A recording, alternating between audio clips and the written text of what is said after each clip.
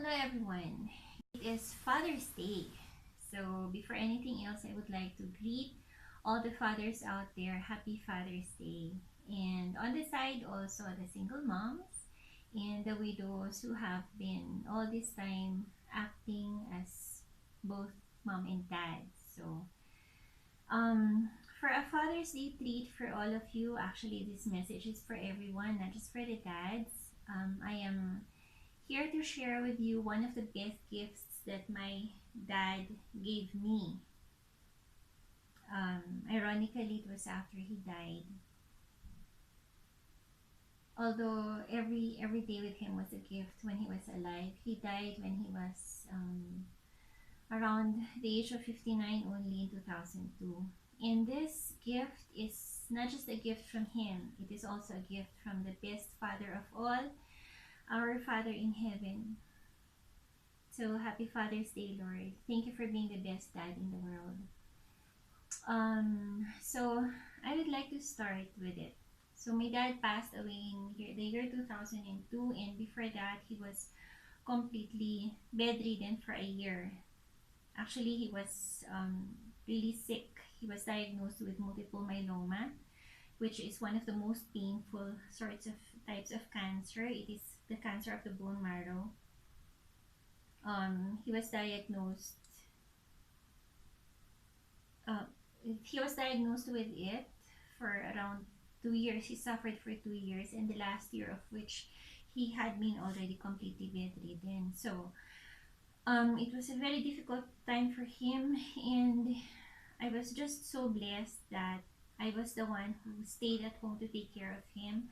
At that time, my mom was still teaching in the public schools, and my brother and my sister were away from home already. Well, they say that there's always someone who stays at home, so I happened to be the one who was most blessed to assume that role, and it that experience of mine with my dad is something that I would never regret having done for him. It was just a very little thing um, that I believe I did for him, considering everything that he has given to me. So there. So as I mentioned, the last year he was already completely bedridden. He couldn't even sit down in bed, and it was really very painful for him. It was painful also for us to watch him that way. And well, at the same time, it was one of the most memorable times that I had with him, because we used to have all of these conversations. We even talked about death, and but he was very optimistic actually. To live, he was thinking of all the plans he would have if after he recovered and stuff like that. But toward the end of his life, he was already talking about death, and we were talking about it well in a matter of fact way, or in a realistic sense. And so um, we had an inkling that he was not going to make it. Okay, so what I want to share with you is a dream I had after he passed away. So I actually had a series of dreams after he passed away. Those of you who have watched my other videos know that sometimes I receive messages in dreams, and that was how my dad slowly said goodbye in a way.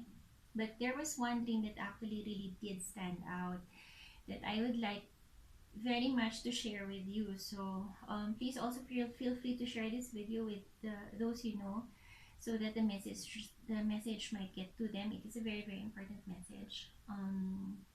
So back when he was still alive, of course, he couldn't take a shower anymore. So what my mom and I did was that my mom would come home from school at lunchtime, and then we would bathe him. Well, bathing him was done this way. So while he was lying down on the bed, we had to put plastic underneath him and surround him with so many towels. And then we would pour water on him little by little and soap his body and turn him slowly from side to side. Something that really, really paid off, because actually, during his interment, our family friend who was a doctor then said that my dad was only the only patient she knew who was bedridden and who never suffered any bed sores. So I'd like to compliment my mom on that. I just helped, but anyway, that's how it was, and it sort of relieved his inconvenience. Although I don't know um, how much that helped, given his really agony at that time. So in the dream that I had of him, we had just bathed him and toweled him off, and then my mom brought out the used water. And while he was lying down, I hugged him. I just embraced him and remembered how his heart was just close to mine. His chest was on my chest, and his skin felt like a baby's skin. Um, and then I just felt this huge wave of peace, so peaceful. It I'm sorry, guys. I know that I won't be able to capture the entire feeling of it here. Although I did try to write about it more in detail in my book, When Your Life Isn't Yours. So if you get to read that part of the book, I hope you would understand it more. But then I know that anything that I would say here would not really capture and encompass how that sense of peace felt like. So at that moment, I knew that he was, well, he must have been in heaven. It didn't feel like anything else. And my dad was a very beautiful, a very good soul. And it would not be a surprise that he was instantly in heaven at that time when I dreamt about him. And so, just to give you an idea of how beautiful that feeling of peace was, that heavenly peace, as I call it, is that um, right after I woke up, immediately after,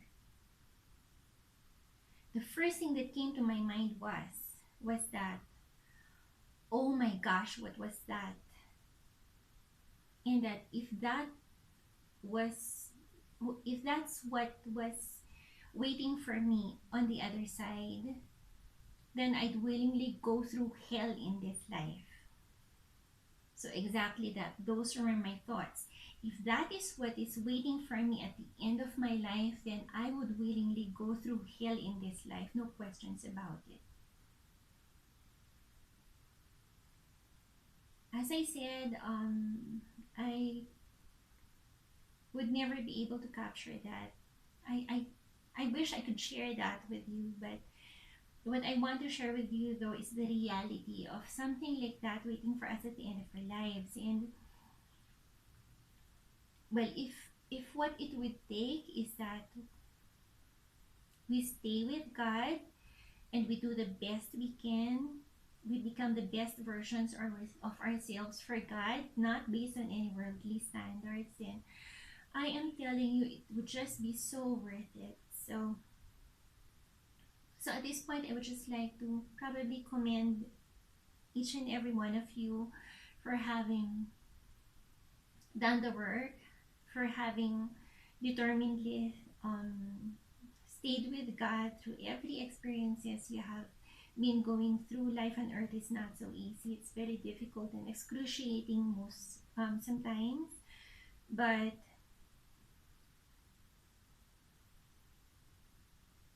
if we just stay in God's embrace, if we would just push through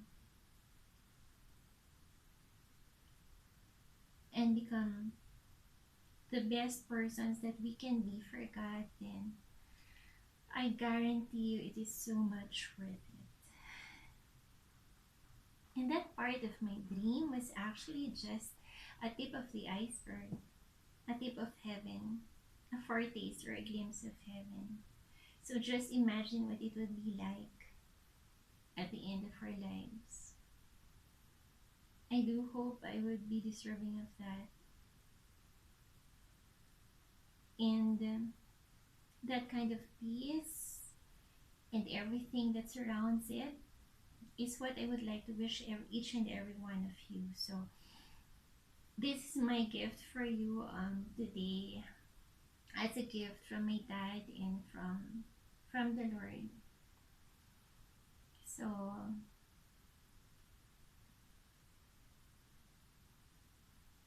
happy